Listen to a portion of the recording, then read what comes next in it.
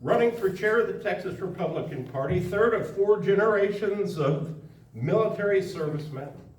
Served 22 years in the U.S. Army, Operation Desert Storm, Operation Iraqi Freedom, and in Afghanistan. So I'm sure you saw some of Soleimani's handiwork up close. Yes. And we thank you for your service. Honors, Bronze Star, 3 Meritorious Service Medals, 3 Army Commendation Medals, and a Valorous Unit Award. Former Florida Congressman.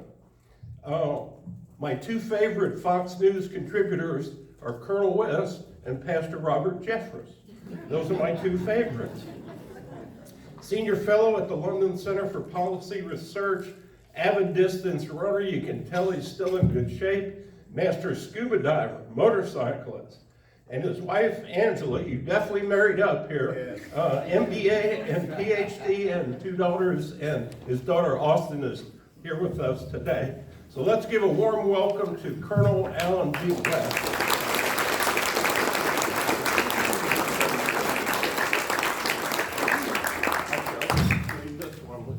Okay, all right, thank you very much. It's a pleasure and an honor to be here with each and every one of you. I always appreciate it when Anton and Donna decide to lower their standards a little bit and let me come here and speak to you all. So I'm not going to be as intellectual as Anton is in his exegesis of the Bible and the scriptures, but I want to just force us to think. Today is not going to be me standing up here and doing a lot of lecturing. This is going to be an exchange. This is going to be a conversation. And I want you all to open up. I want you to present your thoughts, your perspectives. I'm going to pose questions to you based upon the word that God gave me to share with you today. But the most important thing is that we have to leave out of here today committed. We have to leave out of here as true roaring lambs. Because I have never thought some of the things that I see happening in these United States of America will be happening. And especially happening to the Christian community. Who would have ever thought that a Christian, a simple man, a baker by the name of Jack Phillips from Colorado, would one day have to go and stand before the Supreme Court, all because of his faith, all because of his belief. Because when our founding fathers created these great United States of America, when they enshrined in our rule of law our Bill of Rights, the first 10 amendments, the very first liberty, the very first freedom, the very first right that an individual has is the freedom of religion and the free exercise thereof.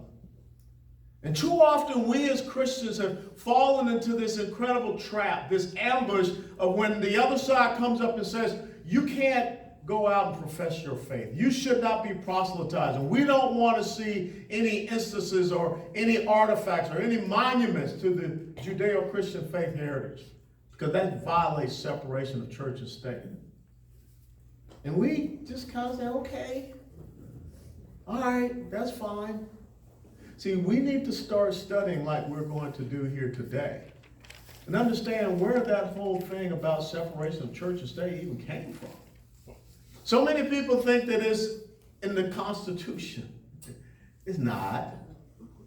Some people have even told me it's in the Declaration of Independence. Boy, some people need to read the Declaration of Independence. But the thing is that simple concept of separation of church and state was written by Thomas Jefferson in a letter to the Danbury Baptist Convention. It said that here in these United States of America, we will not have a head of state. There's also a head of church. And where did that come from?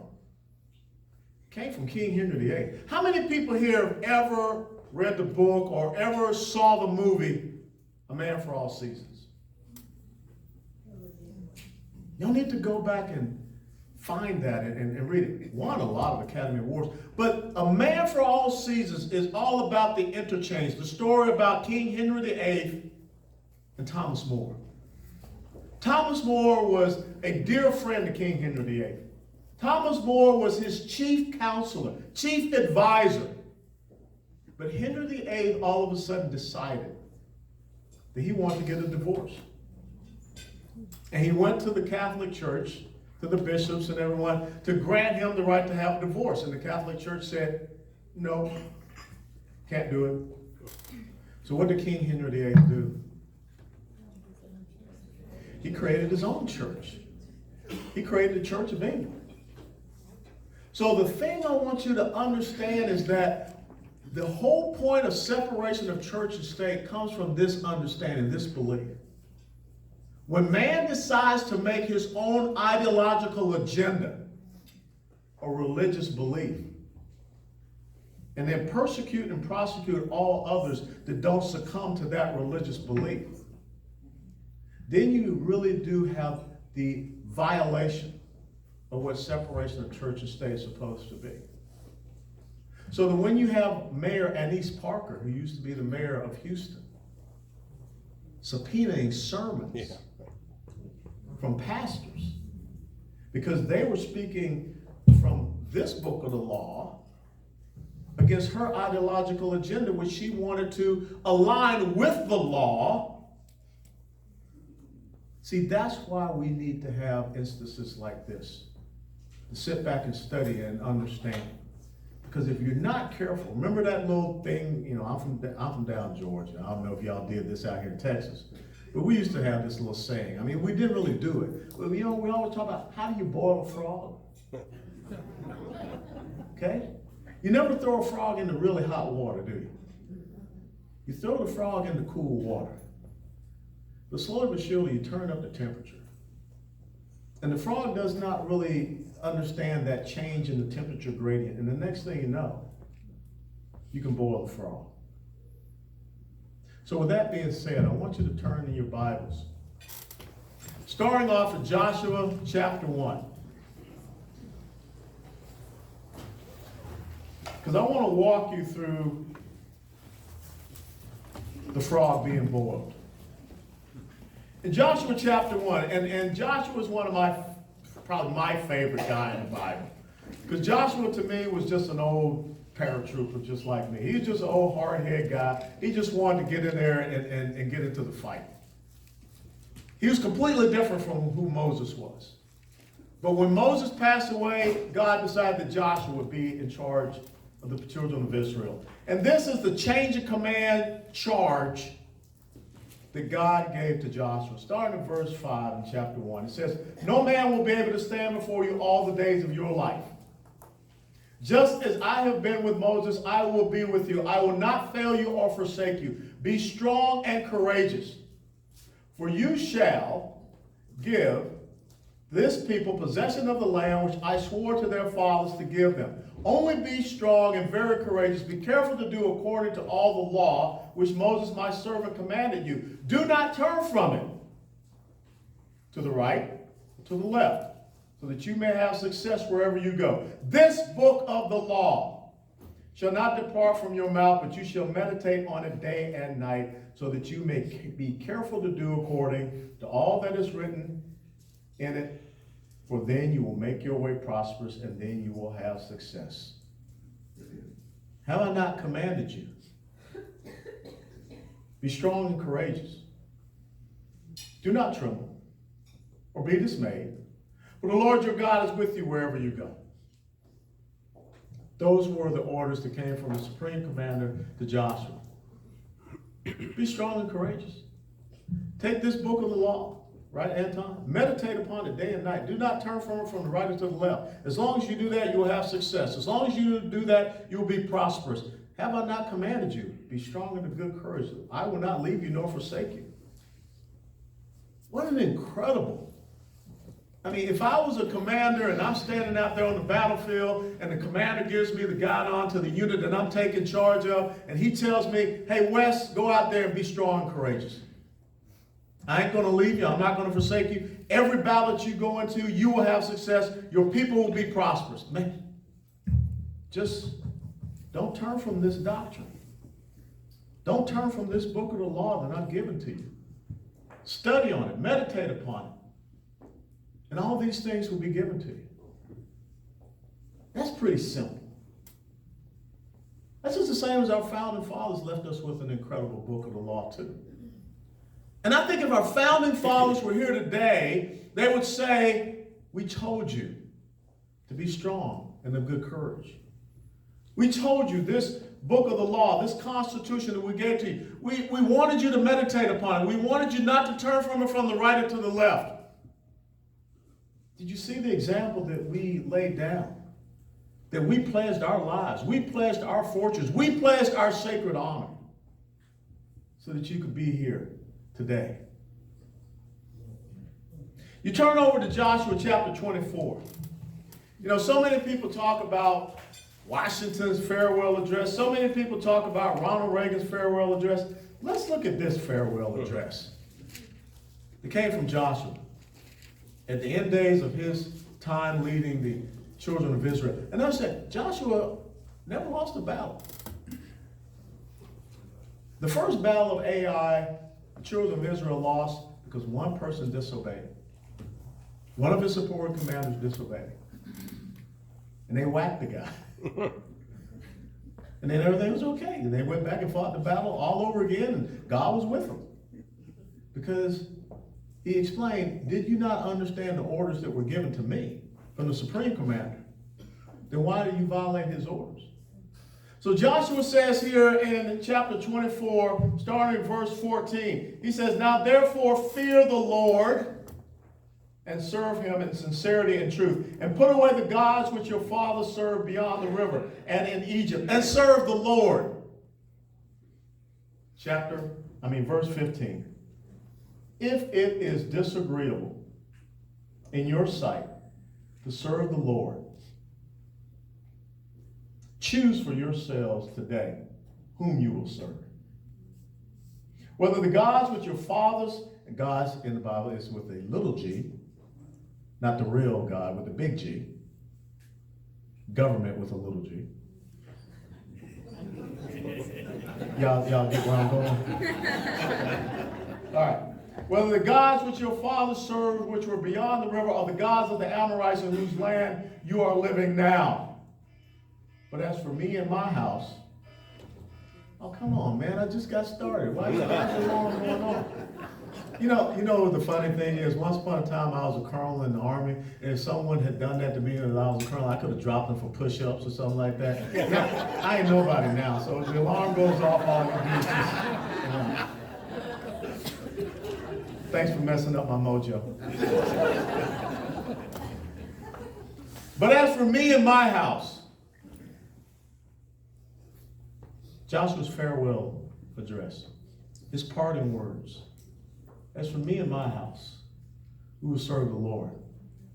That supreme commander that told me when I took command of all of y'all that I had to just be strong and of good courage. All I had to do was meditate upon this book of the law. Not turn from it, from the right or to the left. And you see, when we did that, we had success. We had prosperity. We came into this land that he promised us, and here we occupy it. But you've got to choose for yourselves today.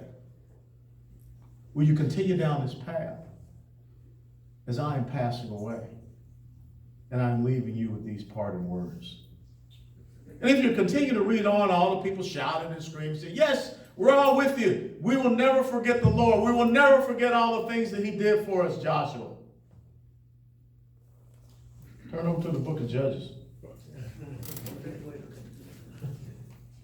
Judges chapter 2. I want to start reading at verse 11. Well, actually verse 10.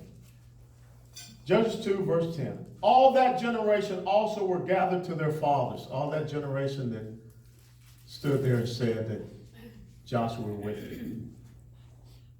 And then arose another generation after them who did not know the Lord, nor yet the work which he had done for Israel. Then the sons of Israel did evil in the sight of the Lord and served the Baals. And they forsook the Lord, the God of their fathers, who had brought them out of the land of Egypt, and followed other gods in the Bible. That's gods with the little g. From among the gods of the peoples who were around them, and bowed themselves down to them. Thus they provoked the Lord to anger. Not success and prosperity. but now his anger. So they forsook the Lord and served the Baals and the Ashtaroth. The anger of the Lord burned against Israel. He gave them into the hands of the plunderers, who plundered them, and he sold them into the hand of their enemies around them, so that they could no longer stand before their enemies. How amazing that you go from success and prosperity, from the simple command of following this book of the law, meditate upon it day and night, not turning from it from the right to the left, seeing this incredible, all the miracles that were laid out before you, seeing this incredible leader that God had chosen, standing up and saying that, yes, we will follow you. And then, slowly but surely, generation after generation, that goes away. You know, one of the gods of the Baals was a god named Moloch. Moloch is the god of child sacrifice. Let's turn over to Timothy. 2 Timothy chapter 4. And after this, we're going to have our discussion, but I had to set the stage for you to get inside your head. 2 Timothy chapter 4. Start at verse number 2. 2 Timothy chapter 4, start at verse number 2. Preach the word. Be ready in season and out of season. Reprove, rebuke, exhort with great patience and instruction.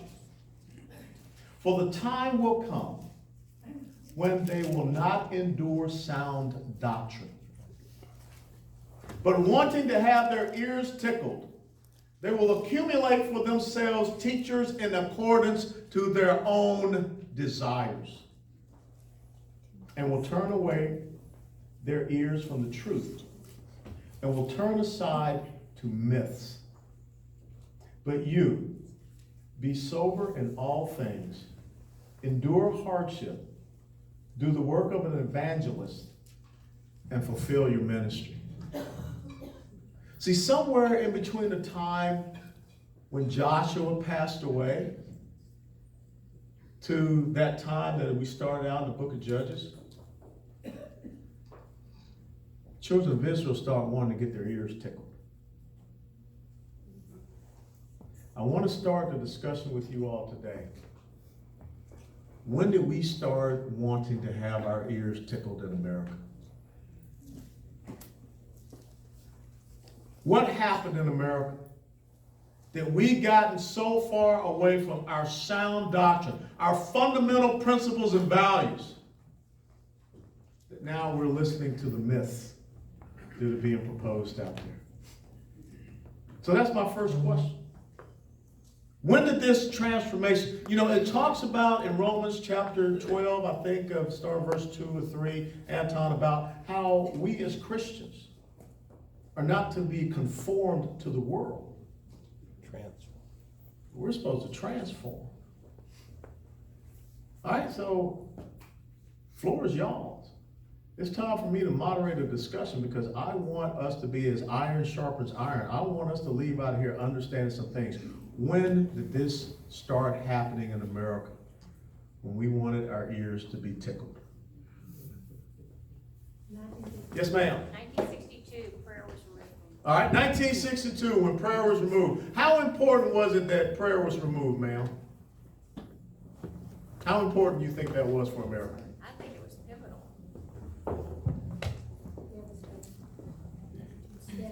Anybody else? The thing about it, okay, 1962, that was the year after I was born. Someone had to be born in 1961, so don't be mad at me, okay? Upside down here. But think about it, when the prayer was removed from schools. Now, I grew up in the inner city of Atlanta, Georgia. Old Fourth Ward neighborhood. Same neighborhood that gave us Dr. Martin Luther King Jr., whom we will celebrate tomorrow. But even at Henry Grady High School in Atlanta, Georgia, I didn't remember school resource officers. I didn't remember metal detectors. I don't remember anyone, school shootings, all that kind of stuff. I mean, back in the day, fellas, y'all remember that there was no rule about targeting. As a matter of fact, if you were out there playing on a football field, you didn't lower your head and try to, cold cock the other guy head to head, you weren't considered a good tackler. But something weird, I don't remember a lot of catastrophic injuries on the football field when I was growing up. We used to have a local minister pray for every high school football game in the city of Atlanta.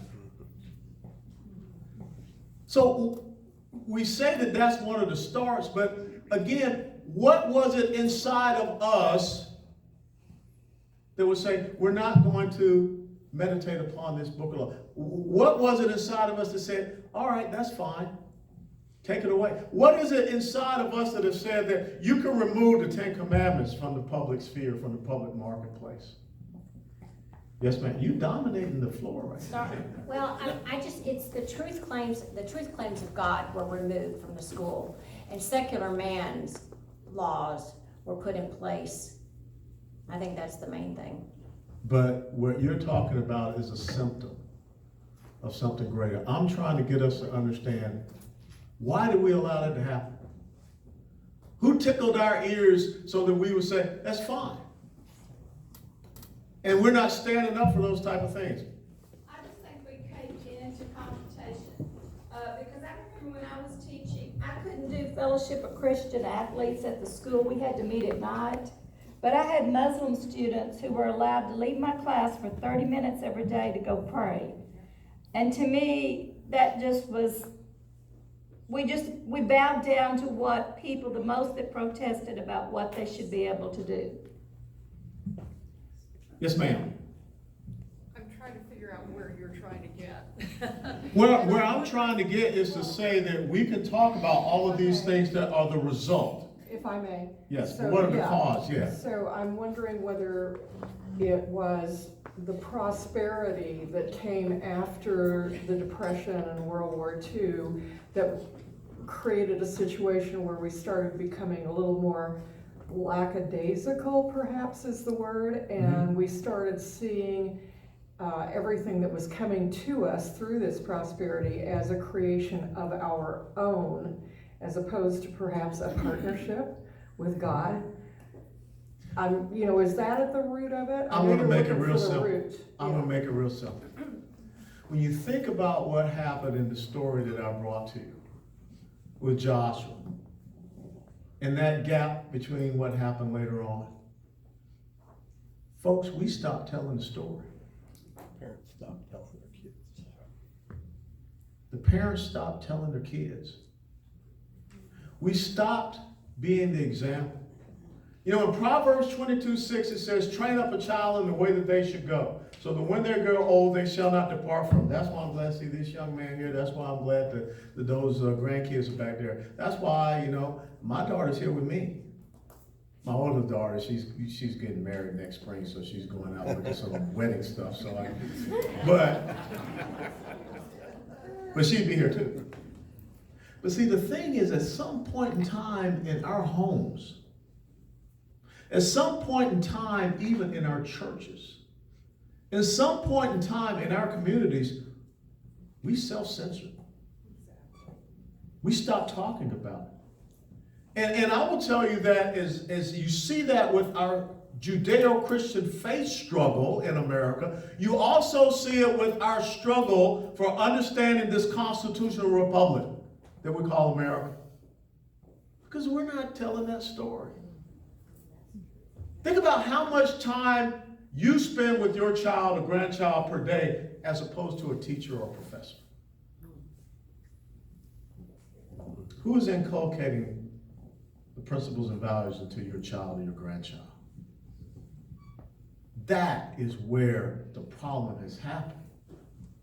We have stopped telling and teaching and instructing and admonishing, and we have allowed other people to tickle the ears of our subsequent generations. To me, it's an affront when I see young people in Hong Kong protesting against a style of governance that is really based in secular humanism as well, persecution of Christians.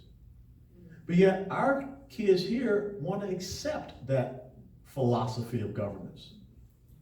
Kids in Hong Kong marching in the streets carrying our flag, singing our national anthem. Our kids here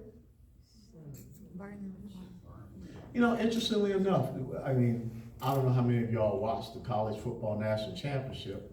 You know, I'm an SEC guy, so of course I watch it. I love college football. Now I'm going through withdrawals.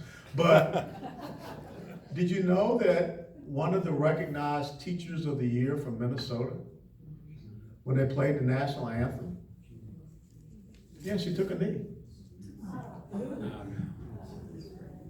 Teacher of the year in Minnesota took a knee while the national anthem was playing, and the president and the first lady standing there on the same field. Teachers in Chicago who went to Venezuela and came back and started talking about how great socialism was working in Venezuela. Food lines are great. Yeah, they're going to be teaching kids. And I will also tell you that something is happening in our churches. How many folks here know where the Johnson Amendment comes from? I mean, how many people here know what the Johnson Amendment is? Okay? See, every one of you should know about the Johnson Amendment. The Johnson Amendment is the reason why some pastors say, well, you know, I can't get real political up here in the pulpit because, you know, the government is going to come down upon me. Remember what Robert Francis O'Rourke recently said? Yeah, take their 501c. Yeah, if you don't embrace our religion, our ideological agenda of same-sex marriage, no different from what King Henry VIII said. And of course, you know that Thomas More made a stand against him. Thomas More was brought up for trial. Thomas More lost his head because he stood up for faith as opposed to standing up for an ideological agenda that became a religion. And the exact same thing is happening here, where people are defining their religion based upon an ideological agenda, and they're saying to the church that if you don't accept it, if you don't bow down to that, we'll punish you for it by way of the state. How incredible that is that is happening.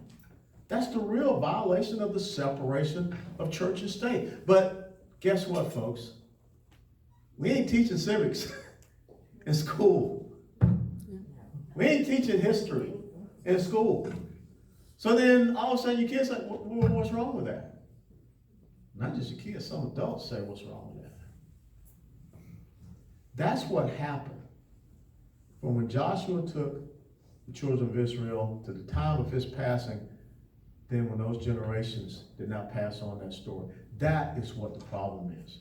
It's not the problem that we took the prayer out of school, it's the problem that we are not training up the next generation that believes that prayer should be in school. Would you please tell everybody what the Johnson Amendment is? Johnson Amendment was Lyndon Baines Johnson when he was Senator Johnson. And what Lyndon Baines Johnson wanted to do was truthfully silence pastors at the time who were speaking out for the civil rights movement. The civil rights movement started where? Churches. So that's what Lyndon Johnson came up with, the Johnson Amendment, that says that, you know, you pastors, the state will come down on you. Because at the time, the government, the state, they were all in for this segregation thing. They were not for the civil rights thing. That was their ideological agenda. And anyone coming from this book of the law that was speaking up for, you know, we all hold these truths to be self-evident, that all men are created equal, that they're endowed with certain inalienable rights from their Creator. God with a big G. Not government with a little g. Life, liberty, pursuit of happiness. So that's the problem. So now that we have seen what I feel the real problem is, how do we correct this thing? How do we get ourselves back on track? Remember what it said, going back to Joshua, it said 3 times to him? What did he say?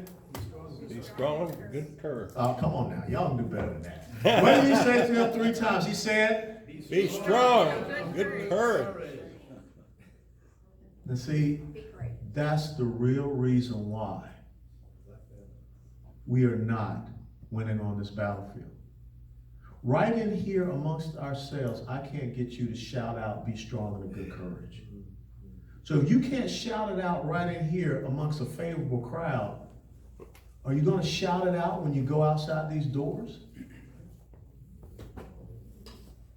That's where the problem comes from. Isaiah 54:17 says, no weapon formed against you shall prosper, and every tongue that rises against you, you shall condemn. For that is the inheritance. That's the heritage of those who love the Lord. If you love Jesus, if you love the Lord, you're empowered. Romans chapter 8 says, all things work to the good of those who call on the Lord, according to his purpose. It says God is for you, who could be against you? So what are we afraid of? There are more of us than there are of them. But let me tell you something. Nationally, only 24 to 25% of Christians vote.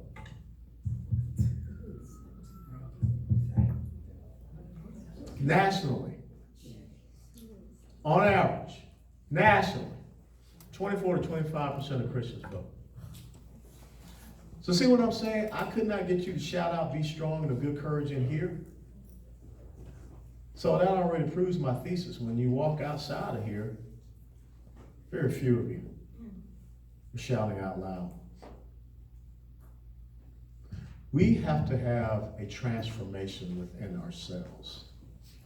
We have to be bold and courageous to go out and do this ourselves. So where does it start? How do we make this change? Because if you don't see what is happening right now, look at Virginia. Look at Virginia. Now, I just want you to think about this. The United States of America has not been around a long time. I've been to some countries that have been around for like millennia. The United States of America has been around for 245 years. Think about the shift that we have seen in that generation. You know, just the same as when Joshua died, and the next thing you know what happens. The first president of the United States of America from Virginia.